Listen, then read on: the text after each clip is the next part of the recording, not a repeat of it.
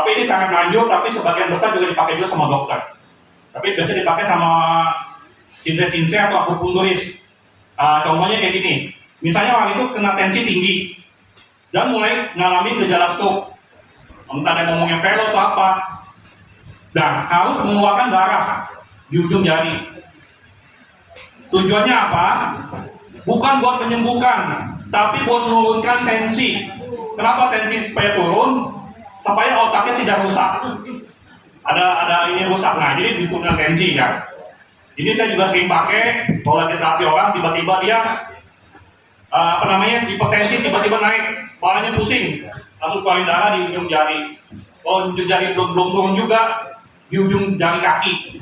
Kalau belum turun juga bisa di sini, di ujung kuping. Tujuannya bukan untuk menyembuhkan, tapi untuk pertolongan pertama. Ya, ini sudah ada dari ribuan tahun yang lalu sudah ada.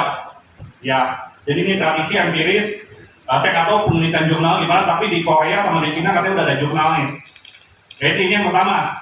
Yang kedua, untuk yang tiba-tiba orang yang stroke atau yang super stroke atau yang hampir mengalami stroke, atau yang dua lagi, misalnya kalau kalian balik kayak masuk angin ya, tapi tensinya nggak tinggi, bisa menggunakan akupressor. Akupressor, saya cerita 2 titik yang terkenal. Tolong ingat, titik itu kiri dan kanan bisa digunakan. Titik yang pertama adalah titik namanya teku. Di sini teku di jari, saudara bisa tekan dan putar-putar. Ini fungsinya untuk membuang angin dalam tubuh. Nah ini titik LI4 kalau dalam bahasa akupressernya, atau Lux Intrinsic 4. Nama Chinese teku.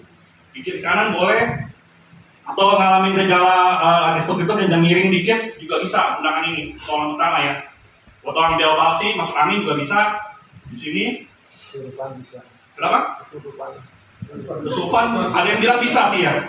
Saya belum pernah coba. Kalau kesurupan, kalau lihat saya biasanya orangnya keluar. Katanya keluar karena saya ganteng nih. Nah ini bercanda lah. Berapa lama? 10 sampai 15 menit boleh. Ini juga titiknya juga sangat terkenal ya. Di Korea pun ada ini sama. Di Jepang juga ada. Jadi memang udah ribuan tahun ya. Ini ada titiknya.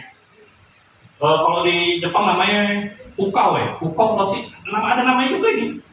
Terus titik yang kedua yang terkenal yaitu titik gerbang angin. Adanya di sini. Ini ada jeglokan. Ini ada gerbang angin. Kiri kanan boleh diputar gerbang angin ya. Jadi kalau jalan-jalan ke naik bus, naik pesawat, kalau pusing, tiba-tiba pusing atau enggak mengalami kayak gejala stroke, bisa tekan ini. Atau mengalami gejala vertigo, ini namanya pengufuk. Ini titik yang sering ditusuk juga sama saya di terapi. Ya orang-orang survivor stroke ya, atau yang stroke atau gimana, ini bagus. Jadi buat apa? Untuk membuang angin di sini. Membuang angin juga. Namanya gerbang angin, atau disebut namanya pengfu. Gerbang angin. Nah, ini namanya gerbang angin di sini. Ini sangat terkenal. Ya, diputar-putar. Kalau zaman dulu sekitar 20-30 tahun lalu, kalau bepergian, kalau tidak ingin masuk angin, ini diapain? Dikasih koyo, benar ditutup. Ya, di PSK boleh. Ini PSK. Karena kan kita sini kan, memang ini tidak gerbang angin. Kalau udah begini lama-lama otak kita juga enak. Dan peredaran darah di otak itu juga lancar. Kan dia juga bisa pusatnya, Pak. Apa? Di pusat. Kalau yang di koyo dan pusat saya belum pernah. belum tahu. Tapi kalau di sini sering ingat karena teman saya cerita, kalau saya dalam perjalanan pergi ditutup ininya, kadang pakai lakban, kadang pakai koyo, tiba-tiba pakai lakban. Biasanya di pusat. Mereka di pusat ya. Kalau mau jauh-jauh biar nggak muntah. Ya. Nah itu mungkin juga sih ya. Tapi kalau di Chinese medicine di pusat juga digunakan. Tapi untuk orang yang diare berat, yang sakit perut, tapi dikasih garam. Udelnya dikasih garam. Ya pakai cabai kan?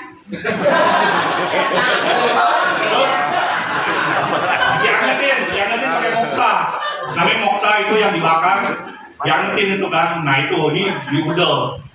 Katanya bisa ngatasin buat disentri berat sama apa namanya sakit perut yang hebat. Di sini dikasih garam dipanasin. Ya sih. Terus ada satu titik lagi nih, titik yang buat orang stroke juga nih.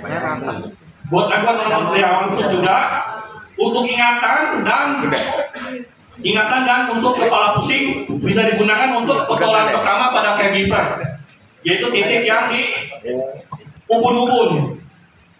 ubun-ubunnya diputar. Nanti orangnya bisa cepat sadar juga. Kalau dia pingsan atau enggak kayak keliangan, ini ubun-ubun. Ini butuh orang demensia juga bagus. Otaknya lagi di dengkulnya. Nah, ubun-ubun diputar untuk demensia dia bagus. Ini namanya titik PIW, dia titik 1100 pintu. Ini gerbang angin, ini pintu 1000 pintu. Ini namanya 1000 pintu ya. Jadi Nama Sewu. ya, jadi ini juga terkenal sekali untuk orang pelupa, gejala Alzheimer. Yang lupa ini boleh diputar-putar ujung-ujungnya. Kalau mau pakai disayang sama istrinya, istri juga boleh diputar-putar, nanti istri tambah sayang. Nah ini di sini ya. Ya ini. Jadi sini diteku. Nah itu sangat penting sekali. Nah dari sini masih ada 5 menit lagi, Bapak 2 menit lagi nih. Ya, ada yang mau ditanyakan? Yang untuk lupa utang gimana? Apa? Supaya lupa utang. Lupa utang. Ada yang bilang pakai topeng Satria Baja Hitam, Pak. Apa? Ada yang mau tanya lagi? Jadi ini untuk sakit kepala. Buat ini, samping ini. Ini namanya tayang. Tayang ini untuk pusing yang di bagian depan. Ingat ya, tayang ini nih di sebelah sini. Ini untuk pusing bagian depan. Seperti aku pressure. Nah, aku pressure lebih gampang. Kalau aku mundur, sekolahnya ribet. Oh iya. Bikin izinnya ribet. Saya sampai ke Malang dulu sebulan sekali naik pesawat. Buset, babak dulu kan. Untung ada apa namanya? Waktu itu ada zamannya COVID ya. Menyesuaikan aku untung pakai Zoom sekolahnya jadinya. Terus kalau yang di sini di tengah di sekitar Sepata ini namanya Yintang untuk orang stroke yang susah tidur. Susah tidur diputer-puter, nanti dia bisa tidurnya lebih pulas. Ya, ini malah tidur. Ya dari sini ada yang mau bertanya lagi nggak apa-apa? Pak, diputar berapa lama? 10 menit boleh, 5 menit boleh. Yang nggak bisa tidur nih di Kresna. Ini yang bisa tidur. Bikirin saya kali. Ada yang mau bertanya lagi? Tadi Pak Oyi, vertigo tadi ya? Iya, vertigo. Vertigo apanya? Vertigo ya. Gimana ya? Ini mana yang bisa dibantu? Untuk vertigo itu semua titik yang tadi saya cerita bisa Pak, bisa membantu ya. Tapi kadang-kadang bisa konsultasi dengan sinsi akupunktur untuk gimana ya. Karena kalau di tenis medicine itu nggak kayak kedokteran barat. Kalau kedokteran barat obatnya ini yang ini. Tapi kalau di tenis medicine pengobatan tradisional Chinese itu kadang-kadang apa namanya vertigo itu kadang-kadang dari lambung. Bisa juga dari pinggang, dari kidney, ginjal. Jadi mesti dilihat Pak dari mana Pak. Ya kita mesti wawancara, terus lihat nadi, lihat tiga atau gimana. Jadi nanti akan melakukan terapi ya. Tapi untuk titik-titik yang tadi itu bisa membantu vertigo. Iya sih, cukup membantu. Ya Pak. Untuk itu pertolongan pertama untuk orang yang kena serangan angin duduk gimana? Angin duduk. Angin duduk, Mana titiknya yang perlu di Suruh berdiri ya nih ya. angin duduk ini bisa juga. Ini sama ini masih bisa. Ini sama ini bisa. Ini sama ini bisa, sama pusar bisa. Tadi dikasih garam. Karena saya apa? Saya waktu belajar akupunktur 13 tahun lalu, teman peserta saya kena angin duduk, saya sampai kaget loh. Saya waktu itu lagi pakai praktek pijat. Saya punya guru Pak Ngatemin lagi pijetin saya. Di belakang saya kebetulan dokter juga, dokter yang lagi belajar. Di sebelah sini dokter di belakang. Tiba-tiba dia bengong, terus ini merah, biru, bukan nggak biru. Loh, teman saya main foto-foto gitu, namanya Pak Andi Santoso, lihat, itu kenapa? Terus saya lihat, dok, namanya dokter Topan, dok, dia bengong aja, terus pengen badannya dingin. Waduh, langsung saya juga panik dong, ini jangan dokternya takut mati di tempat kan, enggak. Kita udah doain semua, ada yang dari Muslim, dari Katolik, dari Buddha, semua doa kita gunain. Terus kita bikinin teh manis, udah gitu kita nginsu jahe, tempel jahe lah. Tapi saya ingat di sini kasih garam. Sama tadi diangetin pakai moksa ya, di sini ya. Udah gitu, terus dia kuat keringet ya, dingin. Saya udah panik ya, karena dia ngomong nggak bisa ngomong, kayak diem aja gitu kan. Di terapi juga bengong. Terus tapi badannya kayak basah, dingin gitu ya. Ternyata katanya dia habis tanam benang, belum makan. Terus sama kena hujan. Nah udah gitu dijemput sama keluarganya sih, yang atau ke rumah sakit gimana. Tapi saya waktu itu cukup panik. Karena kita ada yang terapi tangannya, kita pijat-pijat, ini dipijat-pijat. Waduh, pokoknya semua jurusnya Pak. Karena kita nggak mau pengen teman kita mati tempat tambah berabe kan. Nah itu pengalaman sih ya. Nah ya akhirnya tetap dibawa ke rumah sakit ya Pak ya. Jadi karena kita nggak mau pengen teman kita mati tempat tambah berabe kan. Nah itu pengalaman sih ya. Nah ya akhirnya tetap dibawa ke rumah sakit ya Pak ya. Jadi kita hanya membantu pertolongan pertama. Jangan maksudnya kita tapi akupunturis atau sinse itu nggak ekstrim loh. Sangat welcome dengan kedokteran juga. Jadi ada beberapa penyakit yang bukan bidangnya kita harus rujuk ke rumah sakit. Nah, terus ada lagi untuk orang stroke, misalnya dia nggak bisa ngomong atau nggak orang yang nggak sadar. Nah, untuk orang yang nggak sadar tiba-tiba pingsan, Bapak Ibu mau saya kasih bonus 1 titik lagi, saya cerita. Ya, waktu malam saya mau tidur, tiba-tiba saya diteleponin, Sinse, tolong saya ke polis ya. Lah, kamu harus bawa ke rumah sakit, jangan nanti dimasukin COVID.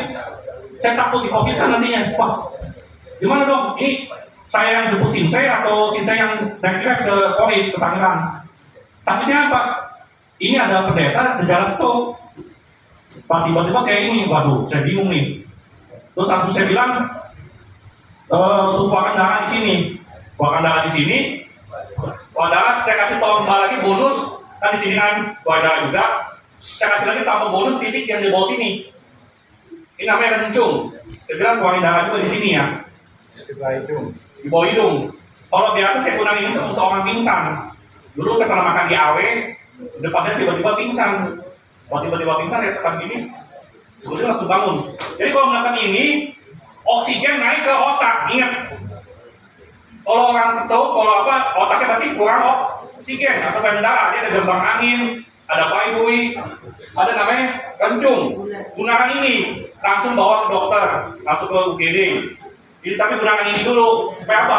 Supaya otaknya nggak rusak. Kalau otaknya rusak, banyak kerusakan otak bisa difabel. Jadi harus cepat. Keluarin darah, ini ya. Waktu itu saya suruh keluarin darah di sini. Dan saya bilang, ke apotik dah. Beli alat yang buat itu yang bukan gula tuh langsung. Langsung keluarin darah di sini juga ya.